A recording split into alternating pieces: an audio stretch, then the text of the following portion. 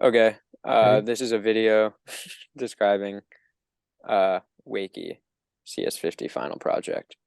Um, so we're in Xcode right now. This is the storyboard for our app, which is essentially like the visual component of our code. It has all the different screens that comprise our app and um, components of those screens as well as the relationships between them. So each screen, as you can see, has a number of these components, whether they be labels, buttons, the scrolling time. Yeah, and we add them like so, and drag them around to make them bigger and smaller and manipulate them, just like that. And in addition, the way we make connections between visual components and code is by using this assistant. Um, we can select a piece of our view controller and then drag it to our code, and this sort of links the two and allows us to manipulate the visual parts with the code. You'll also notice there are these sort of gray arrows between each storyboard, and these represent transitions between parts of our app. Um, when, for example, you start on the home page, and all the way on the left. And then when you set an alarm, you're directed to the right, which is the alarm screen, which tells you when your alarm will go off. So next, I think yeah, just like that. Next, we'll look at the view controllers, which are um, the code for each screen. Yeah, so I can speak a bit about the view controller. So just a bit of overview of the code. Most of them kind of look the same. So there's like a view controller class where it kind of accesses one of these view controllers. So here, each one of these screens is considered one view controller. So there's one, two, three, four here. And this specifically, this first view controller is tied with this code file. And then you see we import UIKit and Firebase. So UIKit is just so we can actually use all the UI elements here with the code. And then Firebase we use with a database we have in order to have all the users and the code working. So yeah, so here we have just a bit of code that we can go through pretty quickly. So all the outlets here are like the buttons and the labels that we need to be connected with the actual storyboard here. So we draw those connections that Cal showed before, and they kind of turn into these like gray buttons to show that it's connected.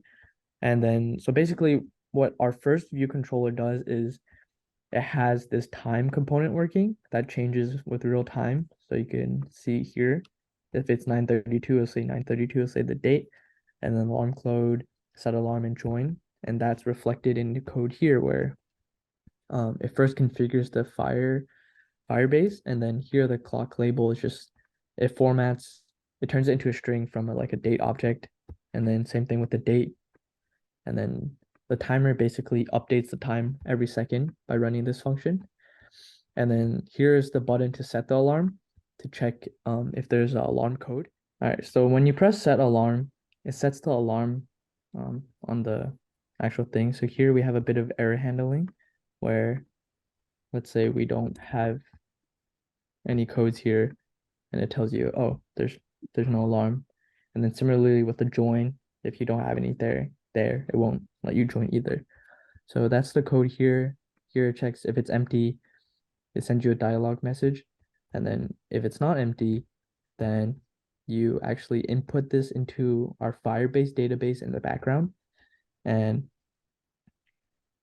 then if it already exists, so here it checks if it already exists in the database, it actually tells you, oh, the code already exists. And then otherwise, it brings you to the next page which is the alarm page. And then it uploads that data to the Firebase. And then Josh can talk a bit about the Firebase right now. Yeah, so basically we use a cloud-based database called Firebase.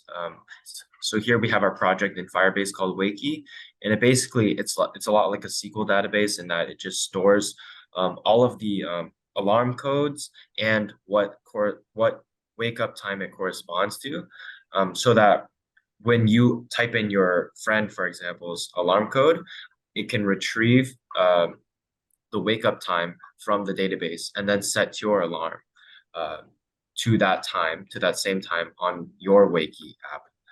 So really what it does is it kind of queries the database for a variable value so that it can set up the variable value to the equal value on the alarm controller, alarm view controller.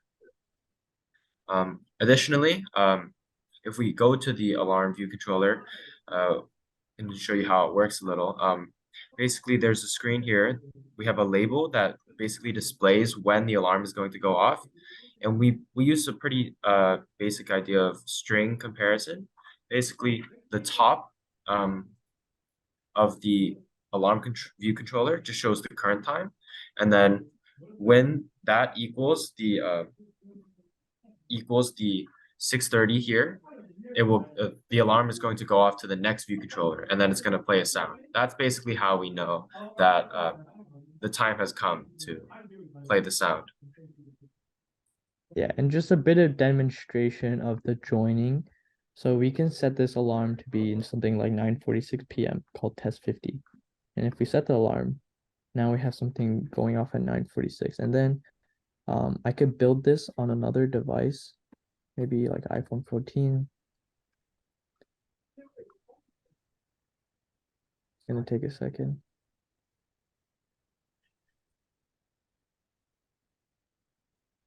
So now we would have another phone. So now we can join something called test 50 and press join. And you would see 9:46. And then here it's also reflected in the actual database. So you can see that here, test 50. And you see we put 9:46. And then the current time that we put it in was at 9:44. All right, and then the next view controller is the wake up view controller. Yeah, I can say a couple words about this one. So it initially it instantiates a variable called audio player, which handles audio that is sent out to the user. And it also instantiates the socket handler, which deals with the soundboard sounds and sends them to a server that we created using JavaScript that Eric will talk about in a second, and then also can receive them. So the function, the view did load function, which runs automatically when this view controller is arrived at, first establishes a connection with the socket handler with the server that we created. Then it runs the alarm. Yes, and the alarm function first establishes the path to the sound, which is just the path to the variable, or sorry, a path to the file where the alarm sound is stored. Yeah, you can see it over there on the left. And then it plays the alarm sound an infinite number of times until the alarm is stopped. And then, yeah, this is the end alarm function.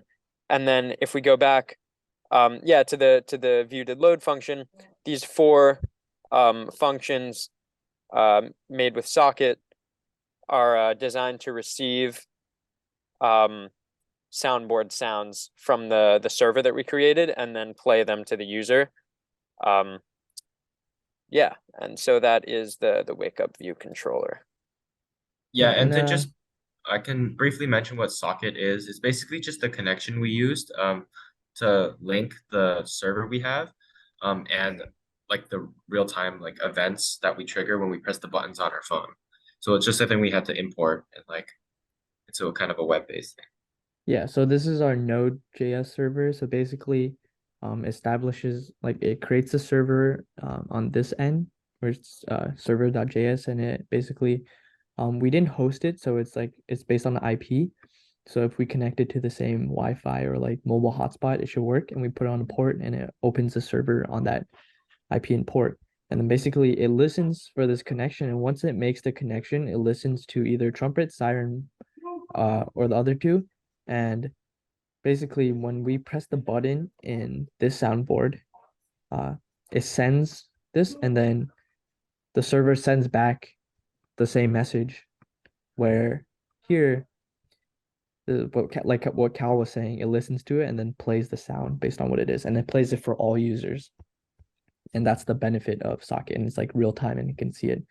And then that's kind of related to our next view controller. So this is the view controller for this last soundboard one. So basically this one, same thing with the audio player, also opens a socket so we can access it on this one, establishes the connection. And then basically this one, when these are all button function. So when we press one of the buttons, it runs this function, and you could tell because of the filled in gray button here. And basically it emits like something to the server called like trumpet, right? And then this is where it receives that trumpet and then emits back trumpet, and then that's where it goes here to actually play the sound. And then finally, we needed a bit of code to actually start the socket. So here we have the socket IO library that we installed, and this class basically just sets it up by using the socket manager, and it's on the same port and IP. And then it just initializes everything by establishing connection and then closing connection and everything.